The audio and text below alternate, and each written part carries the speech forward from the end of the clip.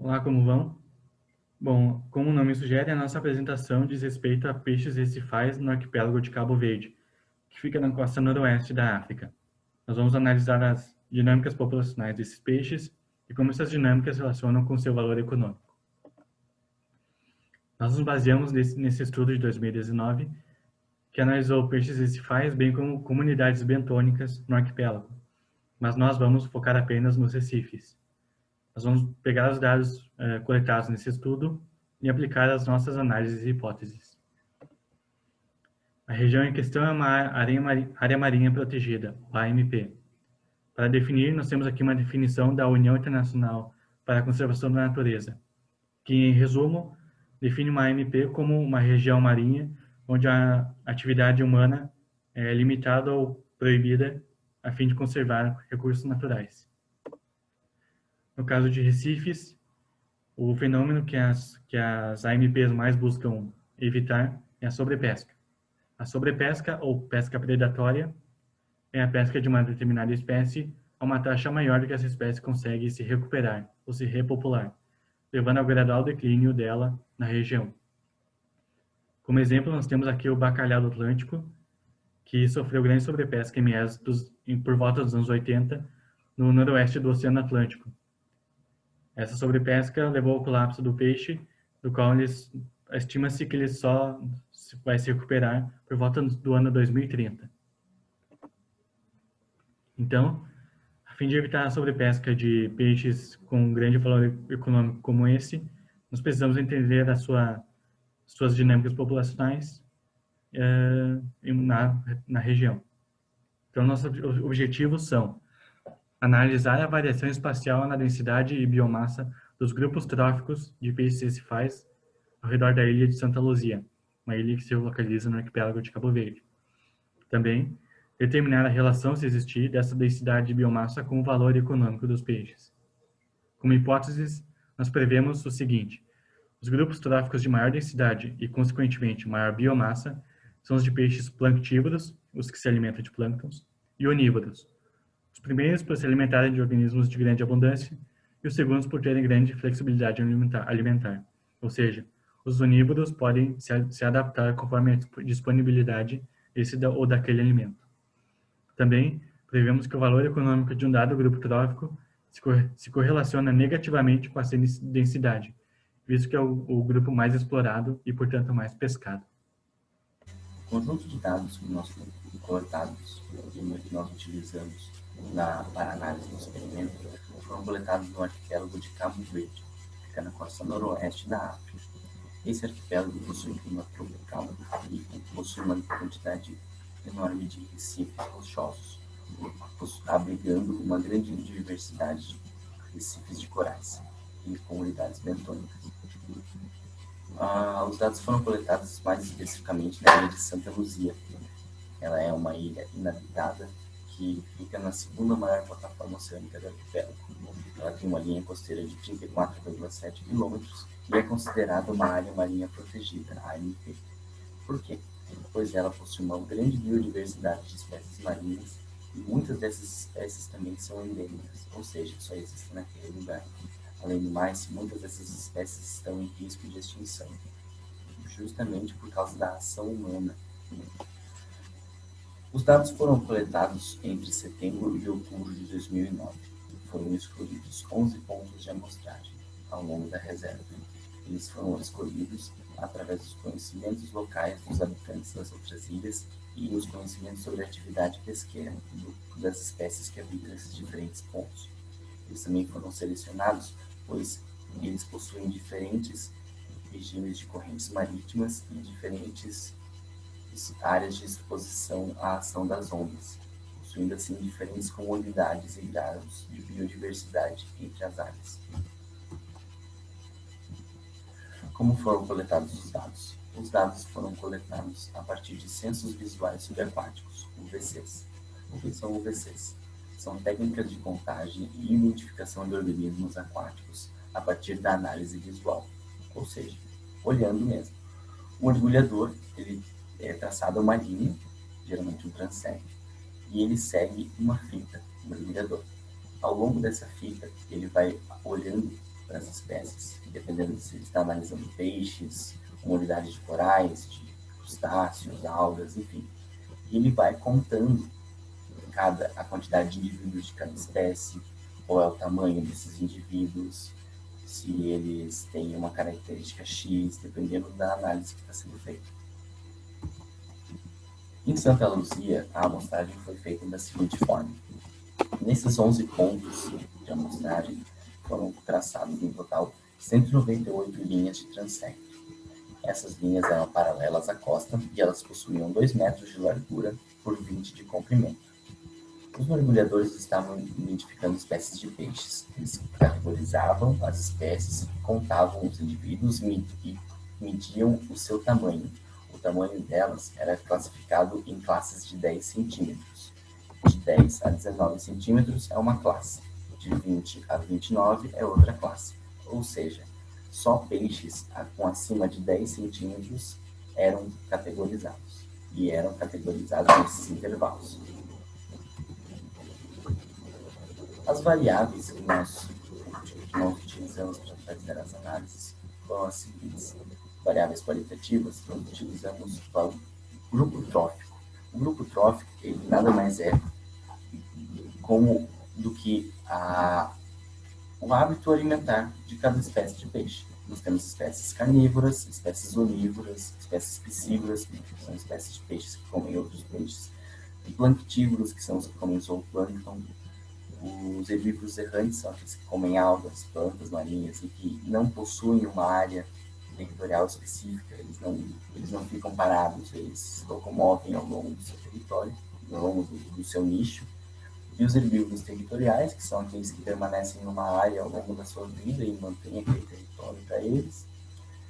Temos também os peixes comedores de invertebrados móveis e os peixes comedores de invertebrados sésseis, que são invertebrados que não saem do lugar, estão parados no dentro. Também foi coletada a variável de valor comercial.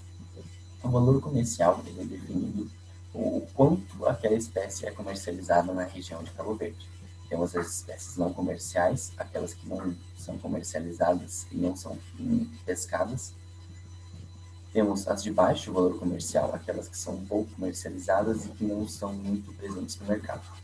E temos também aquelas que são comerciais, são muito comercializadas e são comuns no estilo de vida dos habitantes da região. Temos também as variáveis quantitativas, como a biomassa média, com unidade de medida em gramas por 40 metros quadrados. A biomassa ela foi calculada a partir de uma equação alométrica de tamanho e peso. A alometria é uma área da biologia que busca associar elementos morfológicos de escala com a fisiologia dos animais. E o tamanho dos peixes foi coletado através dos censos de visualização subaquáticos e a partir dessa coleta, com os parâmetros de associação A e B, é possível calcular o peso de cada espécie.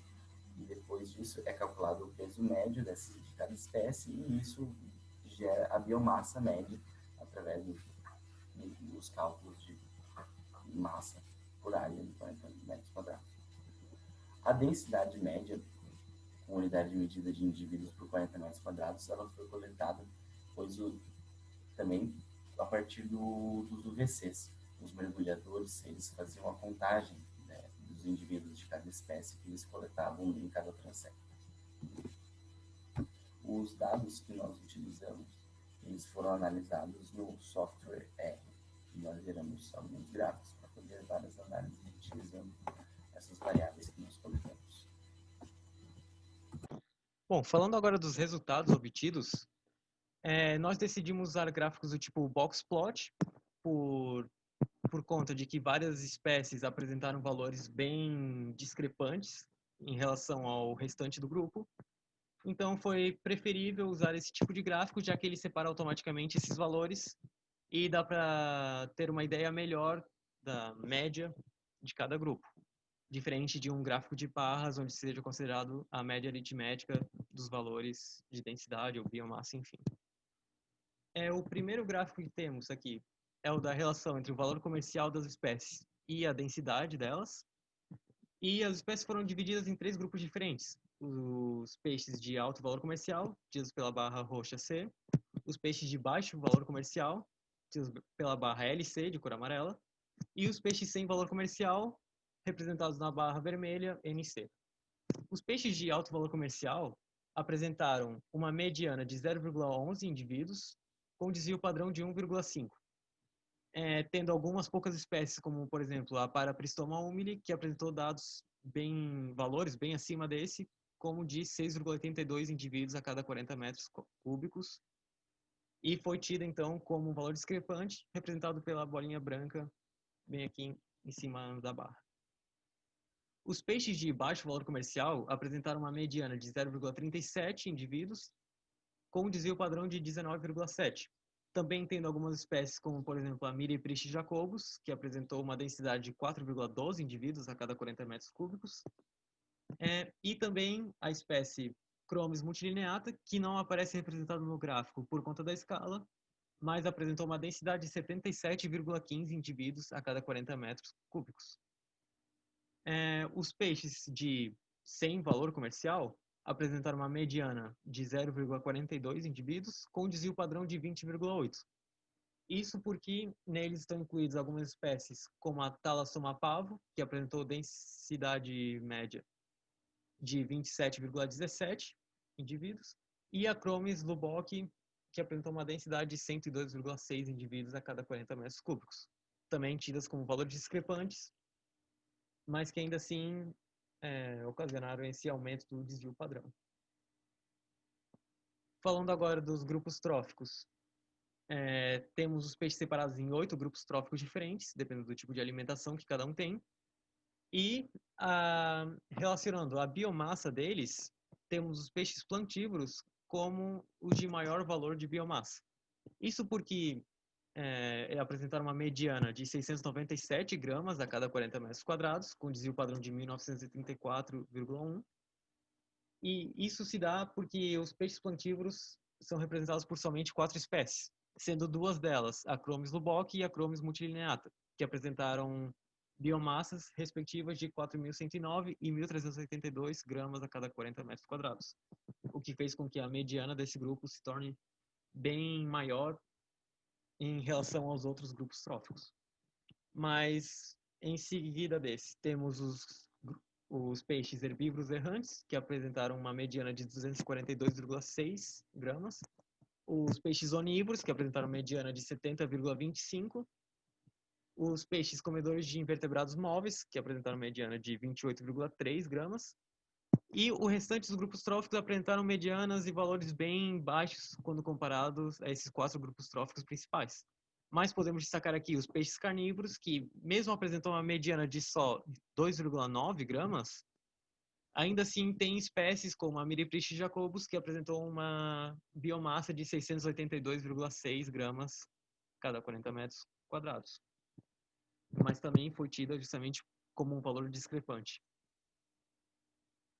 Agora, analisando a densidade, temos uma diferença ainda maior em relação aos peixes plantívoros, que apresentaram uma mediana de 38,5 indivíduos a cada 40 metros cúbicos, com desvio padrão de 52,9.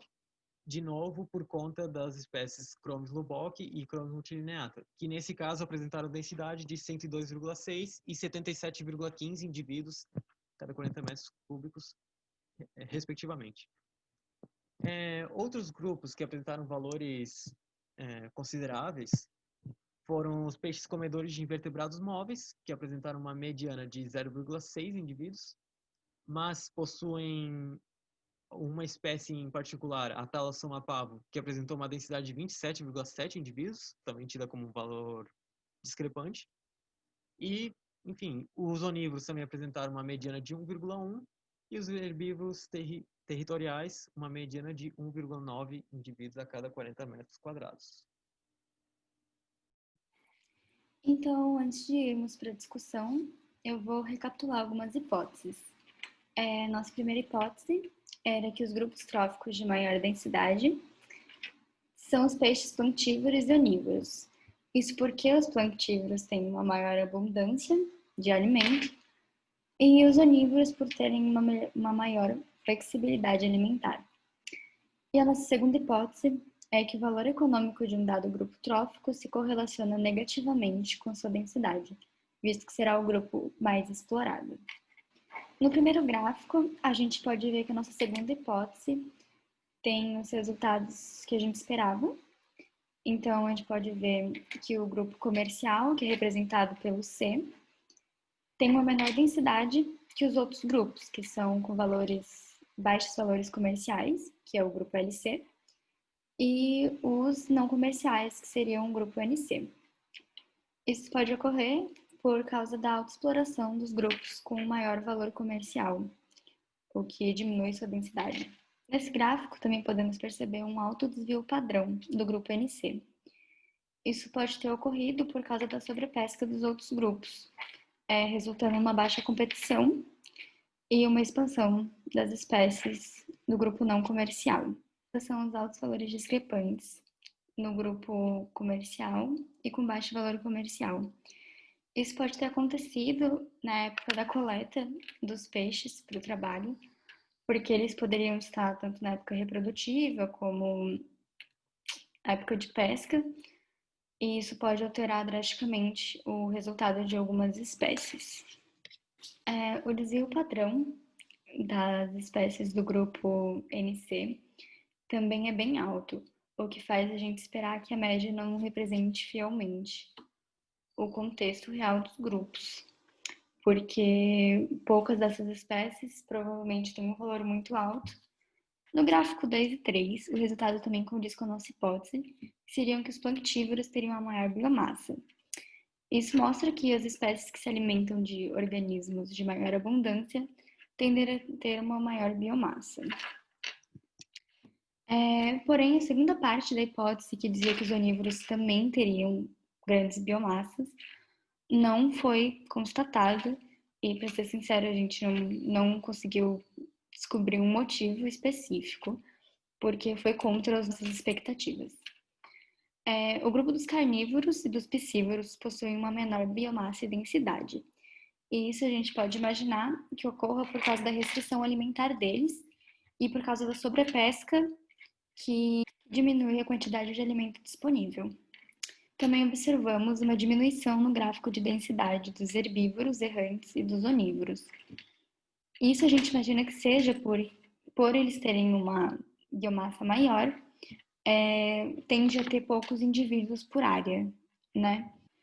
Os valores discrepantes, gráfico 2 e 3, provavelmente ocorreram por certas espécies se alimentarem de outras espécies específicas que têm maior abundância no ambiente de coleta.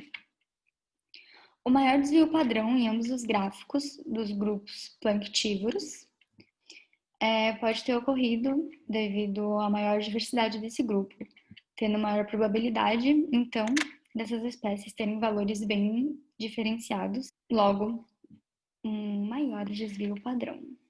Bom, tendo em vista tudo isso, nós temos uma hipótese confirmada e uma confirmada apenas pela metade. Nós prevemos que os peixes planctívoros e os onívoros teriam grande abundância, mas ocorreu que apenas os planctívoros têm tal presença. Por outro lado, podemos determinar uma relação negativa entre o valor comercial dos peixes e a sua biomassa e densidade. Unindo essas duas conclusões, nós temos que o grande domínio dos planctívoros, que são peixes de tamanho relativamente pequeno, sugere que esse grupo não seja de grande interesse comercial, de modo que esse domínio sirva de indicador em ecossistemas que sofrem com a sobrepesca. Note que, apesar de a Reserva Marinha de Santa Luzia ser uma AMP, é preciso que as autoridades locais realmente imponham as devidas restrições para que a sobrepesca não ocorra. Isso destaca a importância da preservação da região relevante como uma AMP. Uma das estratégias implementadas em AMPs para a conservação de peixes recifais é restringir ou proibir completamente a captura de espécies ameaçadas, de modo que populações dessas espécies cresçam até transbordarem para regiões não protegidas ao redor. Dessa forma, a exploração do animal pode continuar fora da AMP, ainda preservando uma população saudável dentro desta.